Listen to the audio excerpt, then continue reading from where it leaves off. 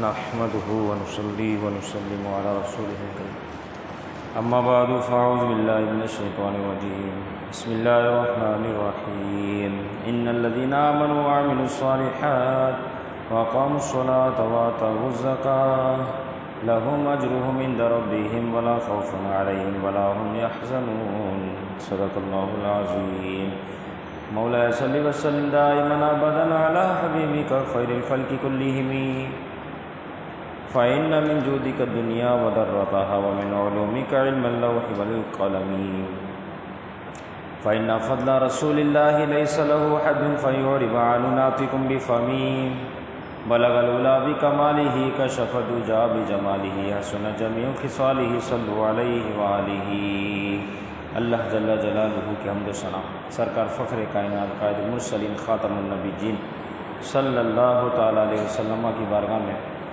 درود و سلام کا نذرانہ پیش کرنے کے بعد اس رب عز و جل کا فضل کرم اس کی دیوی توفیق سے الحمدللہ ہر اتوار بعد نماز ظہر درس قرآن کے اس مقدس بابرکت محفل کا سلسلہ جاری اللہ تعالیٰ ہم سب کو اس عمل پر استقامت نصیب فرمائے، قرآن مجید کے نور سے ہم سب کے قلب کو منور فرمائے۔ آیت نمبر 277 سورہ بقرہ تیسرا پر اللہ رب العزت ارشاد فرماتا ہے ان الذین آمنوا وعملوا الصالحات، بے شک وہ جو ایمان لائے اور اچھے کام کیے، وَأَقَامُوا الصَّلَاةَ وَآتَوُا الزَّكَاةَ، نماز قائم کی، زکوٰۃ ادا کی، لَهُمْ أَجْرُهُمْ عِنْدَ رَبِّهِمْ، ان کا اجر ان کے رب کے پاس ہے، وَلَا خَوْفٌ عَلَيْهِمْ وَلَا هُمْ يَحْزَنُونَ، ان پر نہ کوئی خوف ہوگا اور نہ وہ غمگین ہوں، نہ کوئی خوف نہ کوئی غم ان لوگوں کے لیے جو ایمان لائے، اچھے کام کرے، نماز کو قائم رکھے، زکوٰۃ کو ادا کرے۔ قرآن مجید کی آیت مبارکہ جو عبادات کو اجاگر کر رہی ہے، ساتھ فوائد اور فضیلت بھی بیان کرتی ہے۔ اس سے پہلے سود کے حوالے سے بالتفصیل گفتگو ہوتی رہی،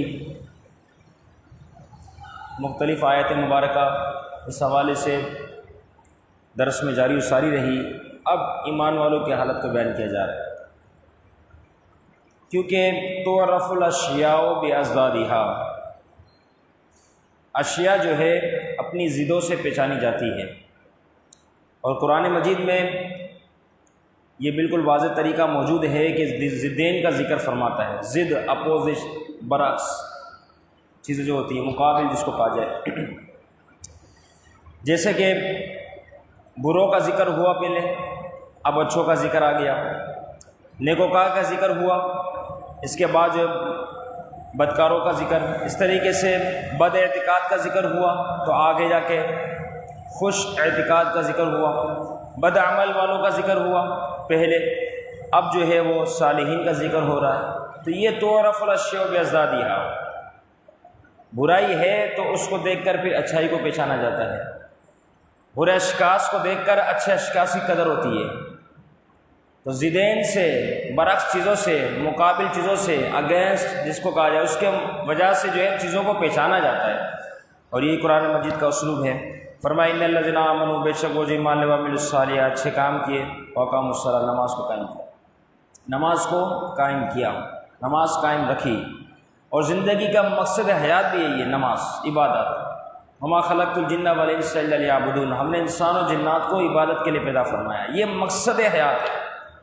ہر چیز کا جس طرح اپنا ایک مقصد ہے نا، فرمایا زندگی کا جو مقصد ہے وہ عبادت ہے۔ تو بندہ جب نماز کے لیے حاضر ہو تو اس نیت کے ساتھ حاضر ہو کہ میں زندگی کا جو میرا اصل مقصد ہے، جس وجہ سے مجھے پیدا کیا گیا، میں وہ کام کرنے کے لیے آ رہا ہوں۔ جب نماز پڑھے تو اس پر اللہ کا شکر ادا کرے کہ میں نے وہ کام کیا جس کام کے لیے مجھے بنایا گیا ہے، پیدا کیا گیا۔ باقی کاروبار، دنیاوی معاملات، لین دین، آنا جانا، یہ ساری چیزیں تو اس کے ساتھ جڑی ہوئی ہیں، وہ تو ہو ہی جائے گی۔ اگر دن میں کچھ ان میں سے کم کام بھی ہو تو کوئی پکڑ نہیں، کوئی اس پر سوال جواب نہیں۔ جب فلاں رشتہ دار کے گھر پہ جانا تھا، نہیں گیا، آج اتنا کمانا تھا، کم کمایا، کوئی پکڑ نہیں اس پہ، وہ اگلے دن ایوریج برابر ہو جائے گی۔ لیکن نماز اگر چھوڑ دی تو جو وقت گزر گیا دوبارہ اس وقت کو لوٹ کر کبھی نہیں آنا۔ اب وہ نماز قضا ہو سکتی ہے، ادا کبھی نہیں ہو سکتی۔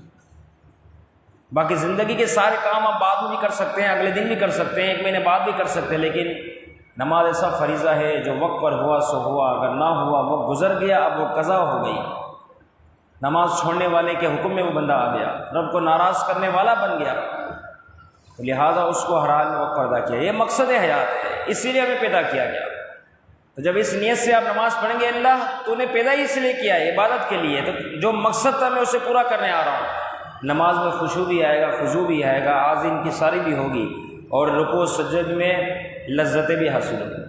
تو یہ اس نیت سے جب نماز کو ادا کیا جائے یقیناً بڑی برکت نصیب ہوتی ہے۔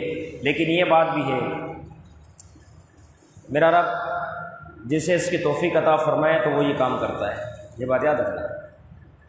توفیق عمل بہت ضروری ہے، رب کی طرف سے توفیق کا ملنا، ورنہ لوگ مسجدوں میں آ کر بھی عبادت سے محروم ہو جاتے ہیں۔ مثال کے طور پر کوئی مسجد کی طرف آیا، کس نیت سے آیا کہ وہاں واش روم ہے، وہاں واش روم سے فارغ ہوں گا چلے جاؤں۔ اب مسجد میں نماز ہو رہی ہے، واش روم میں جائے گا، وہاں واش روم سے فارغ ہوا، اس کے بعد چلا گیا۔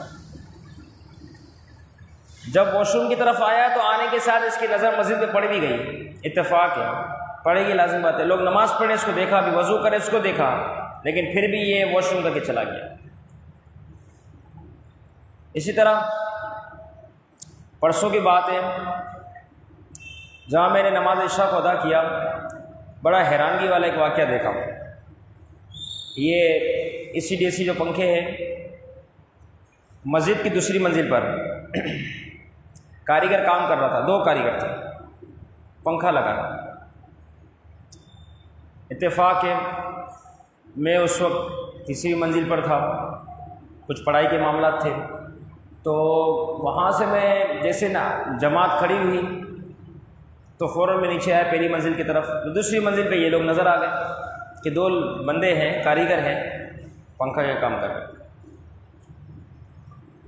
میں ان کو دیکھتے اترا، حسن ظن رکھتے ہوئے کہ یہ اتریں گے نماز کے لیے، مسجد کے اندر ہے، مسجد کا کام کر رہے ہیں، لوگ نماز کے لیے آ رہے ہیں، یہ اندر آ کے نماز نہ پڑھے مسلمان ہو کر ایسا مشکل ہے۔ پر میں اتر گیا نماز پڑھنے، پہلی منزل پہ نماز ادا کی، فرض ادا کی، ادا کرنے کے بعد یہی گمان رکھتے ہوئے کہ آیا انہوں نے پڑھی یا نہیں پڑھی، فوراً فرض مکمل ہوئے، سلام پھیرنے کے ساتھ ہی فوراً میں اوپر کی طرف آیا، دوبارہ دوسری منزل۔ جیسے اوپر کی طرف آیا، دیکھا وہ بندے اسی طرز پر اسی جگہ پر بیٹھ کے کام میں مشغول ہیں۔ انتہا درجے کا مجھے افسوس ہوا، میں نے کہا کیا معاشرے میں اس سے بڑا بھی جاہل کوئی ہو سکتا ہے؟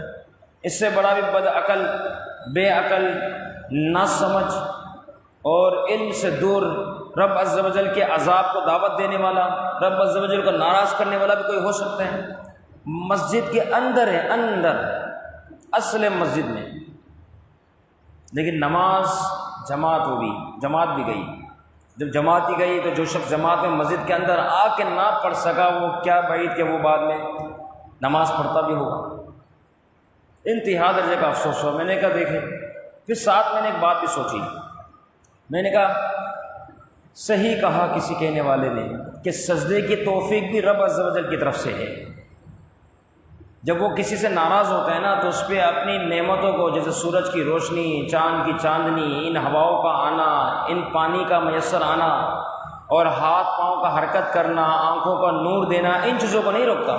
جب وہ کسی سے ناراض ہوتا ہے نا تو اس سے سجدے کی توفیق ہی چھین لیتا ہے کہ تو میری بارگاہ میں سجدہ کرے گا ہی نہیں، تجھ سے میں نے توفیق ہی چھین لی، تیرا سجدہ ہی مجھے پسند نہیں۔ پھر یہ بات مجھے بآسانی سمجھ آ گیا، حقیقتاً ایسا ہی کہ رب عز و جل جس سے سجدے کی توفیق چھین لے تو وہ کتنا بڑا ذلیل و رسوا ہو گیا، وہ کتنا بے عزت شخص ہو گیا کہ آپ سوچے تو صحیح، مسجد کے اندر آ کے سجدہ نہیں کر رہا، تو یہی تو بات ہے کہ میرے رب نے سجدے کی توفیق ہی چھین لی۔ تو یہ نہ کہ میں نماز نہیں پڑھ رہا، بلکہ تو یہ کہ میرے رب نے مجھ سے سجدے کی توفیق ہی چھین لی۔ اب میرا اس کے سامنے سجدہ کرنا اس کو ہی پسند نہیں، الامان والحفیظ، کہ میں اس کے سامنے سجدہ کروں۔ تو یہ ہے سجدے کی توفیق کا چھینا جانا۔ تو ہم پر کتنا رب کا کرم ہوا، فضل ہوا، اور اس نعمت میں جتنا شکر ادا کرے اتنا کم کہ رب عز و جل نے ہمیں سجدے کی توفیق عطا فرمائی ہے۔ اللہ تعالیٰ آخری سانس تک ہمارے لیے سلسلہ جاری و ساری فرمائے کہ ہم ہمیشہ ہمارا سر جو ہے رب عز و جل کی بارگاہ میں جھکا رہے ہیں، وقت پر حاضر ہونا نصیب ہو جائے۔ تو یہ نعمت ملنا ہے بہت رب عز و جل کی طرف سے بہت بڑا انعام ہے، بہت بڑا۔ اس نعمت پر بھی کہ 5 نمازیں باجماعت پڑھ لیتے ہیں، اس پر بھی روزانہ کم از کم عشاء کی نماز کے بعد ایک سجدہ شکر ادا کیا جائے۔ سجدہ شکر سمجھتے؟ سجدہ شکر نیت کرتا ہوں، سجدہ شکر اللہ اکبر سبحان ربی الاعلیٰ 3 مرتبہ پڑھا، کھڑے ہو گئے، بس ہو گیا سجدہ۔ نہ یوں ہاتھ اٹھانا نہ کچھ کرنا ہے، بیٹھے بیٹھے بھی ہو سکتا ہے۔ باپ بیٹے آپ نے سلام پھیرا، نفل سے فارغ ہوئے، فوراً بیٹھے بیٹھے نیت کرتا ہوں سجدہ شکر اللہ اکبر، ڈائریکٹ سجدے میں گئے، 3 تسبیح پڑھی، بیٹھ گئے، بس کتنی دیر لگی؟ شاید 10 سیکنڈ۔ لیکن لا ان شکرتم لازیدنکم، فرمایا تم اللہ کا شکر ادا کرتے رہو، اللہ تمہیں اور بھر بھر کے عطا فرمائے گا۔ اب تمہاری یہ سجدہ شکر کی نیت کیا رہی؟ یہ نیت یہ رہی کہ اللہ تیرے آگے سجدہ ہوا، یہ سر جھکا، تو نے عبادت کی توفیق عطا فرمائی کہ 5 گانہ نماز باجماعت ہو گئی، اے اللہ اس عمل پر تیرا شکر ادا کر رہا ہوں، بس کریں آپ دیکھیں پھر اس کی لذت و چاشنی میں کیسا اضافہ ہوگا۔ پھر تمام نمازیں آنے والے وقتوں میں مزید بہتر سے بہتر ہوتے چلی جائیں گی۔ یہ اصل مقصد ہے حیات، بارہ ہر انسان کو اصل مقصد کی طرف آنا چاہیے۔ زکوٰۃ وآتوا الزکاۃ، اور زکوٰۃ کو ادا کرے۔ زکوٰۃ بمعنی پاکیزگی بھی ہے، بڑھنا بھی ہے، کیونکہ زکوٰۃ جو بندہ دیتا ہے اس سے مال بقیہ پاک ہو جاتا ہے۔ جیسے جانور کو ذبح کیا جاتا ہے، ذبح کرنے کے ساتھ جب خون نکلتا ہے تو یہ خون جو ہے گوشت کو اور چربی کو پاک کر دیتا ہے۔ حالانکہ بظاہر تو اس خون کے پیسے بھی تو لگے ہوئے ہیں، لیکن اس کا نکلنا ہے، اس کا نکلنا ہوگا، بقیہ چیزوں کو پاک کرنا ہوگا۔ بیعینی زکوٰۃ کا دینا ہوتا ہے، بقیہ چیزوں کو جتنا مال ہے وہ بقیہ مال پاک ہو جاتا ہے۔ زکوٰۃ سے مال بڑھتا بھی ہے، زکوٰۃ کا ایک معنی بڑھنا بھی ہے۔ جیسے کہ انگور کی بیل ہے، اس کو کاٹ دیا جاتا ہے، یہ کاٹا اس لیے جاتا ہے تاکہ اس کے پھل میں مزید اضافہ ہو، اور اسی طرح ہوتا ہے بیل کی جھاڑ کرتی ہے، اس بیل کو کاٹتے ہیں، اس کے بعد جو ہے پھل میں اضافہ ہوتا ہے۔ تو یہی زکوٰۃ کا جب بندہ مال دیتا ہے، اگرچہ بظاہر بندہ سوچتا ہے جا نہیں رہا، اللہ تعالیٰ اس کے عوض اس کو بھر بھر کے عطا فرمائے گا، کیونکہ زکوٰۃ مانا ہی بڑھانا ہے۔ جب رب فرما رہا ہے زکوٰۃ ادا کرو، مال بڑھے گا تو بڑھے گا ہی بڑھے گا، کم تو ہونا نہیں ہے۔ مانگتے بھی تو رب سے ہی ہو، اے اللہ عطا فرما، اب اسی کا حکم ادا کرو، اب کیا تکلیف ہو گئی؟ لینے والی ذات بھی تو وہی ہے۔ اور آمنوا وعملوا الصالحات، ایمان لاؤ اچھے کام کرو، اچھے کام کے بعد فوراً نماز اور زکوٰۃ کا ذکر فرمائے۔ اس کا مطلب یہ دونوں افضل ترین عبادتیں، بہترین عبادتیں۔ اس لیے علماء فرماتے ہیں جو کوئی نماز کو صحیح ادا کرنے والا بن جائے، زکوٰۃ صحیح ادا کرنے والا بن جائے، اللہ تعالیٰ ان دونوں اعمال کی برکت سے باقی اعمال بھی اس کے درست فرما دے گا، باقی چیزیں بھی درست صحیح سم پر آ جائیں گی۔ اس کی پابندی ضروری ہے۔ جہاں صدقات کا ذکر ہوا، پیچھے آپ نے سماعت فرمایا انفقوا انفقوا، خرچ کرو خرچ کرو، لیکن جب زکوٰۃ کی باری آئی تو فرمایا وآتوا الزکاۃ، زکوٰۃ کو ادا کرو۔ باقی مالوں کو فرمایا خرچ کرو، زکوٰۃ کو فرمایا ادا کرو۔ اس میں بھی ایک جانب اشارہ ہے، صدقات خیرات اپنے دی، چلو بھائی فارغ ہو گئے، لیکن زکوٰۃ کا معاملہ ایسا نہیں۔ زکوٰۃ میں جس کو آپ رقم ادا کر رہے ہیں اس کو مالک بنانا شرط ہے، تملیک۔ مالک کیسے بنائیں گے؟ رقم دی اس کو کہا یہ آپ کی ہو گئی، یا کہیں آپ کو پہنچوانی ہے تو ایک وکیل آئے گا، بندہ جو زکوٰۃ لینے والے ہوتے جمع کرنے والے ہوتے، اس کو اپنے وکیل بنایا کہ میں نے رقم آپ کے سپرد کر دی، آپ فلاں شخص اس کا مالک بنا دو۔ مالک ضروری ہے، تملیک کرنا ضروری ہے، مالک بنانا ضروری ہے۔ اس لیے فرمایا وآتوا الزکاۃ، زکوٰۃ کو ادا کرو۔ کس طرح؟ جس طرح مالک بنایا جاتا ہے کہ وہ چیز ہمیشہ کے لیے اس کی ہو گئی تو زکوٰۃ ادا ہوگی۔ زکوٰۃ کے ساتھ نفلی صدقات کا سلسلہ بھی ہونا چاہیے، یہ بھی ایک اچھا عمل ہے، اور یہ جاری ساری رہنا چاہیے۔ یہ نہ ہم زکوٰۃ کے اوپر ہی روکے رہے، جو فرض اس کو ادا کرے، فرض کے ساتھ نوافل جب بندہ ادا کرے گا تو نوافل کی وجہ سے اللہ رب العزت کا قرب حاصل ہو، جو جتنی طاقت ہو بندہ ادا کرے۔ غریب فقراء مساکین، مسجد کے امام، خادمین، مؤذن، دیگر جامعات کے طلباء، یہ بہت سارے ایسے مصارف ہیں جہاں آپ خرچ کر سکتے ہیں، آپ ان کو دیں، اللہ رب العزت اس کے عوض آپ کو بہترین صلہ عطا فرمائے گا۔ صاف رقم جس کو کہا جائے، جو آپ اپنے بیوی بچوں پر، ماں باپ پر خرچ کرتے ہیں، ان میں سے کچھ رقم ان لوگوں کو دیجیے، جس کی برکت نصیب ہوگی۔ جو جس کی جتنی طاقت ہو، کسی کی 40,000 سیلری ہے، وہ ہفتہ واری سیٹنگ بنائے، 500 روپے مسجد میں ڈال دے، 2,000 ہوں گے، لیکن 2,000 یہاں جا رہے ہیں نا، اللہ تعالیٰ اس 40,000 کی رقم میں خوب برکت عطا فرمائے گا۔ اب پورا مہینہ استعمال کرنے کے بعد بھی رقم ختم نہیں ہونی، کیونکہ برکت آ گئی۔ 500 کی طاقت نہیں تو 100 روپے پر آ جائے، کوئی مسئلہ نہیں، جو آپ کی طاقت ہو خاموشی سے کام کر دیے تو انشاءاللہ بے شمار اس کی برکت نصیب ہوگی۔